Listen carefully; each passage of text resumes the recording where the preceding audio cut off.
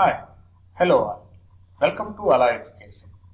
ఈ వీడియోలో నేను ఒక సాలినాయిడ్ కండక్టర్ ద్వారా ప్రొడ్యూస్ అయ్యే మ్యాగ్నెటిక్ ఫీల్డ్ని యాంపియర్ సర్క్యూట్లా ఉపయోగించి ఎలా ఎవాల్యుయేట్ చేయాలో ఎక్స్ప్లెయిన్ చేయబోతున్నాను.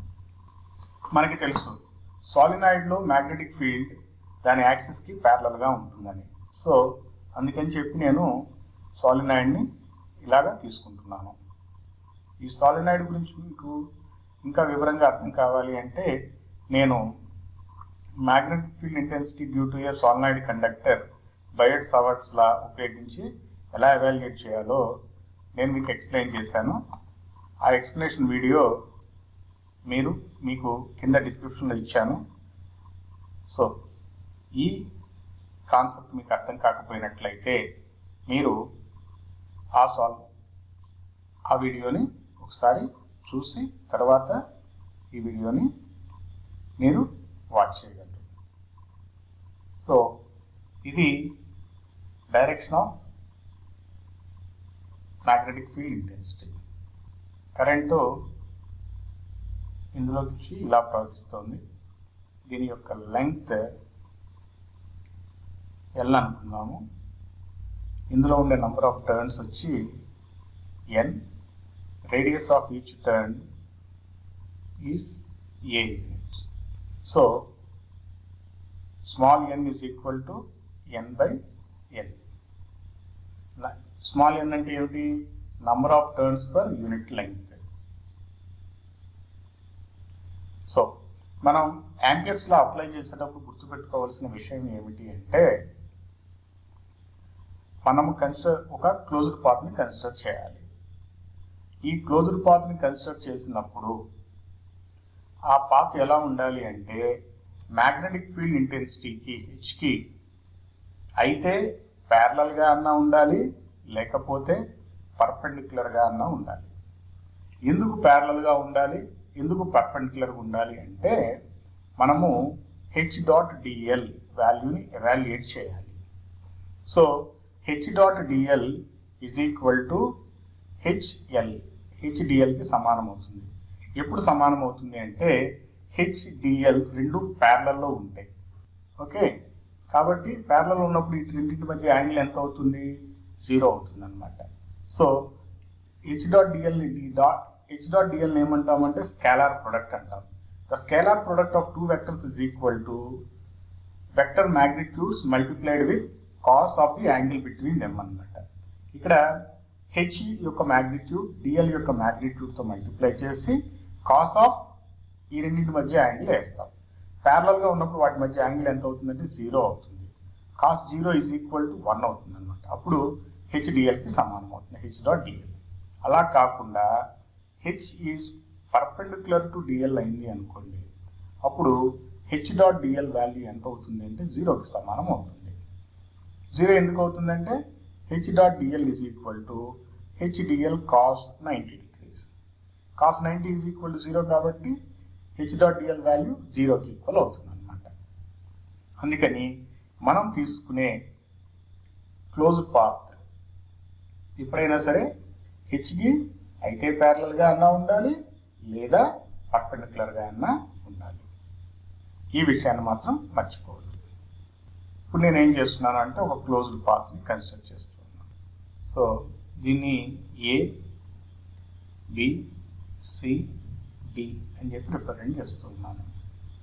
ఓకే, సో ఏబి సిడి ఇది క్లోజ్డ్ పాత్. నేను ఇలా మూవ్ అవుతూ ఉన్నాను. అంటే ఏ నుండి బికి, బి నుండి సికి, సి నుండి డికి, డి నుండి ఏకి మూవ్ అవుతూ ఉన్నాను అనమాట. ఓకే, సో ఇక్కడ AB are the points that lie outside the solenoid. AB points సాలినాయిడ్కి బయట ఉన్నాయి, సిడి పాయింట్స్ సాలినాయిడ్ లోపల ఉన్నాయి. ఓకే, సో బయట కాబట్టి ఇక్కడ magnetic field intensity H is equal to 0 అవుతుంది. ఇది డిఎల్ వాల్యూ, డిఫరెన్షియల్ లెంగ్త్. ఇది కూడా డిఎల్ఏ, కానీ ఈ డిఎల్ ఎలా ఉంటుంది అంటే హెచ్కి పర్పెండిక్యులర్గా ఉంటుంది అనమాట. అప్పుడు H dot DL is equal to 0 అయిపోతుంది. ఇక్కడ in between C and D ఏమవుతుంది అంటే మ్యాగ్నెటిక్ ఫీల్డ్ ఇంటెన్సిటీకి ఇక్కడ ఉన్న డిఎల్ ఆపోజిట్ డైరెక్షన్లో ఉంది. కాబట్టి ఈ వాల్యూ ఎంత అవుతుందంటే మైనస్ హెచ్డిఎల్కి సమానం అవుతుంది. డి టు ఏకి వచ్చేటప్పటికి రెండు ఈ డిఎల్ వాల్యూ ఈ హెచ్ వాల్యూకి పర్పెండిక్యులర్గా ఉంటుంది. కాబట్టి ఇది ఏమవుతుంది అంటే ఈ component H dot DL component along the direction of AD will become 0. Okay, so integral over the closed path L h dot dl is equal to I. This is what Ampere's law says. కాబట్టి integral A to B h dot dl plus integral B to C h dot dl plus integral c to d h dot dl plus integral d to a h dot dl equal to 0. Sorry, it is not equal to 0, it is I. First, integral h dot dl integral a to b h dot dl is equal to 0. Reason is the points A and B reside outside of solenoid. So H is equal to 0. Since H is equal to 0, integral A to B h dot dl is equal to 0. Integral d to c h dot dl also equal to 0. That is equal to integral d to a h dot dl. Because along BC, DL is perpendicular to H, and also along DA, DL is perpendicular to H. So H dot DL is equal to 0. Now, integral c to d h dot dl is equal to integral c to d h z a z dot dz az minus dz az. So ఇక్కడ ఏమవుతుంది అంటే along z axis ఉంటుందని చెప్పి అనుకున్నాం కాబట్టి అంటే I'm assuming that the solenoid is present lying along xy plane. Solenoid xy ప్లేన్లో ఉంది అనుకుంటే దాని ద్వారా ప్రొడ్యూస్ అయ్యే మ్యాగ్నెటిక్ ఫీల్డ్ z యాక్సిస్ డైరెక్షన్లో ఉంటుంది. కాబట్టి ఇక్కడ డిఎల్ వాల్యూ ఎంతకి సమానం అవుతుంది అంటే dl is equal to dz ఏజెడ్కి సమానం కావాలి. కానీ ఇది నెగిటివ్ జెడ్ యాక్సిస్ డైరెక్షన్లో ఉంది కాబట్టి మైనస్ అవుతుంది అనమాట, మైనస్ డిజెడ్ ఏజెడ్. సో ఇక్కడ మనకి సి టు డి వాల్యూ తెలియదు. దీన్ని మనం సింప్లిఫై చేస్తే integral C to D hz dz. hz is constant. ఈ వాల్యూ ఎంత ఒక సాలినాయిడ్కి అన్నది మనం ఇప్పుడు ఎవాల్యుయేట్ చేద్దాం. ఇప్పుడు మనకి ఉన్న ఎక్స్ప్రెషన్ ఏమిటి?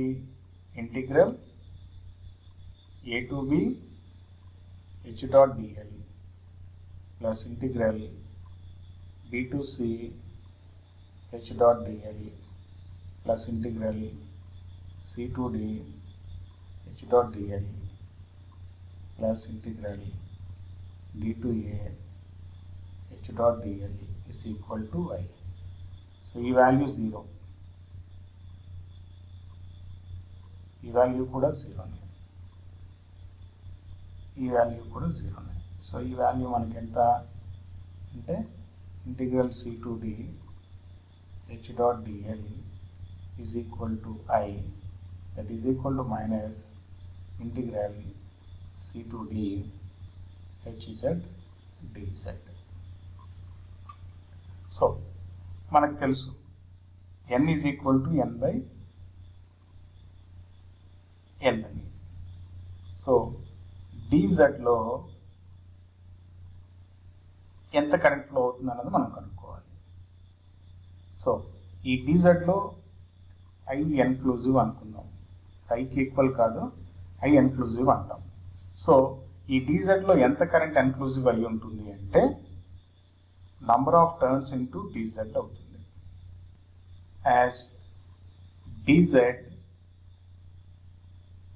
Integral dz c to d is equal to minus ఎల్కి సమానం అవుతుంది. సో ఇక్కడ n dz is nothing but capital N అన్నమాట.